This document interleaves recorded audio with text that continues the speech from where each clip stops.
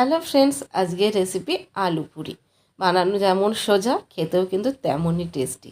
দেখতে প্লেন লুচির মতো হলেও খেতে কিন্তু লুচির থেকে বেশ কয়েক গুণে বেশি ভালো।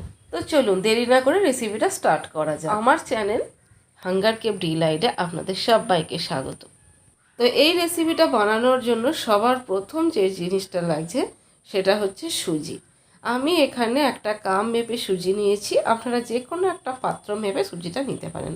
এখানে আমি মেজারমেন্ট কাপের 2 কাপ সুজি এখানে নিয়ে নিলাম। যে কোনো সুজি নিতে পারেন, সেটা মোটা সুজি হোক অথবা একদম ফাইন সুজিটা, কারণ যেই সুজিটা ইউজ করব সেই সুজিটাই কিন্তু মিক্সার গ্রাইন্ডারে গ্রাইন্ড করতে হবে, মানে এটার পাউডার বানিয়ে নিতে হবে। তো আমি 2 কাপ সুজি এখানে দিয়ে ফাইন পাউডার বানিয়ে নিয়েছি। এবার একটা পাত্রে আমি ঢেলে নেব। একটা বড় পাত্র নিয়েছি, তার মধ্যে আমি সুজিটা ঢেলে দিলাম আর এদিকে জল ফুটতে দিয়েছি, মানে জল গরম করতে বসিয়েছি। ফুটে গেলে অল্প অল্প করে জল দিয়ে সুজিটার একটা ডো বানিয়ে নেব। পরিমাণ মতো লবণ দিয়ে দিলাম আর অল্প অল্প করে গরম জল দিতে লাগলাম। তবে যেহেতু 2 কাপ সুজি নিয়েছি, মোটামুটি 3 কাপ মতো জল এখানে ইউজ হবে। খুব বেশি জল ইউজ করলে কিন্তু পরে প্রবলেম হয়ে যাবে, কারণ এর মধ্যে আলু মেশাতে হবে প্লাস আটা মেশাতে হবে। তখন পাতলা হয়ে গেলে আটার পরিমাণটা বেশি দিতে হবে। তো সুজিটা ভালো মতো মাখানো হয়ে গেছে। এবার চাপা দিয়ে দিলাম, এটাকে 10 মিনিট রেস্টে ছেড়ে দেব। এতে কী হবে, সুজিটা ভালো মতো ফুলে যাবে। 10 মিনিট পর ঢাকা খুললাম, সুজিটা অনেকটা ঠান্ডা হয়ে গেছে, মানে হাত দেওয়া যাচ্ছে এরকম মতো অবস্থায় এসে গেছে। এবার হাতে একটু তেল গ্রিস করে নিয়ে সুজিটা বেশ ভালো মতো আমি মেখে নেব। তো দেখতে পাচ্ছেন সুজিটা বেশ ভালো করে মেখে নিয়েছি। এবার এর মধ্যে সেদ্ধ করে গ্রেট করা আলু মিশিয়ে দিলাম। আলুটা চাইলে গ্রেট না করে ম্যাশারও ম্যাশ করে নিতে পারেন, তবে দানা দানা থাকা চলবে না, বাস। এবার এর মধ্যে একটু চিলি ফ্লেক্স, একটু গোটা জিরে, একটু জোয়ানকে হাতে করে ক্রাশ করে নিয়ে আর একটু হলুদ আর কারি পাতা এর মধ্যে দিয়ে দিলাম। এখানে ধনে পাতা ইউজ করতে পারেন, আমার কাছে ধনে পাতা অ্যাভেলেবেল ছিল না, তাই আমি ধনে পাতা স্কিপ করেছি। এবার এর মধ্যে দিয়ে দিলাম 1 বাটি মতো আটা।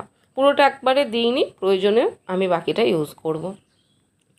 তো পুরো আটাটাই আমার এখানে লেগে গেছে।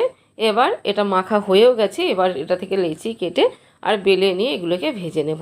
এটা কিন্তু রেস্টে রাখার কোনো প্রয়োজন নেই, রেস্টে রাখলে কিন্তু আবার পাতলা হয়ে যাবে আর তখন কিন্তু আবার এর মধ্যে আটা মেশাতে হবে।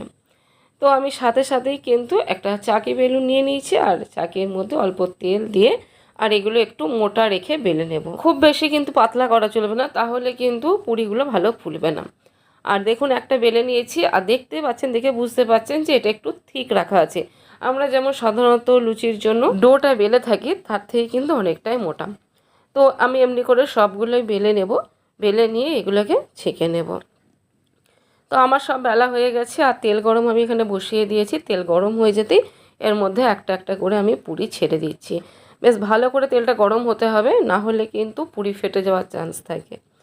খুব ভালো মতো গরম করে নিয়ে পুরি ছেড়ে দিয়েছি আর কত সুন্দর ফুলে যাচ্ছে দেখুন। খুব সুন্দর, কিন্তু একদম গোল গোল হয়ে ফুলকো লুচির মতোই ফুলছে। প্রত্যেকটা পুরি কিন্তু এরকমই ফুলবে, একটাও ফাটবে না। যেরকমভাবে বললাম এইভাবে যদি বানিয়ে থাকেন।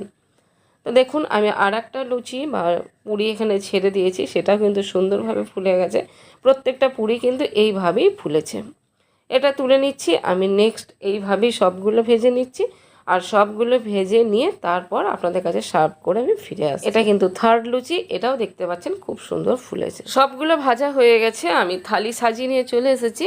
এবার আপনাদের আমি ভেঙে একটা দেখাচ্ছি যে এটা ভেতর থেকে কত সুন্দর হয়েছে। দেখুন ফুলে যাওয়ার জন্য পুরো ভেতরটা কিন্তু একদম ফাঁপা, মানে ভীষণ সুন্দর হয়েছে। আর তার সাথে আমি কিন্তু এর সাইড ডিশ হিসেবে রেখেছি ছোলার ডাল, যেটা কিন্তু নিত্যদিনের ডালের থেকে সম্পূর্ণভাবে আলাদা। এই রেসিপি আগামীকাল আপনাদের কাছে শেয়ার করব।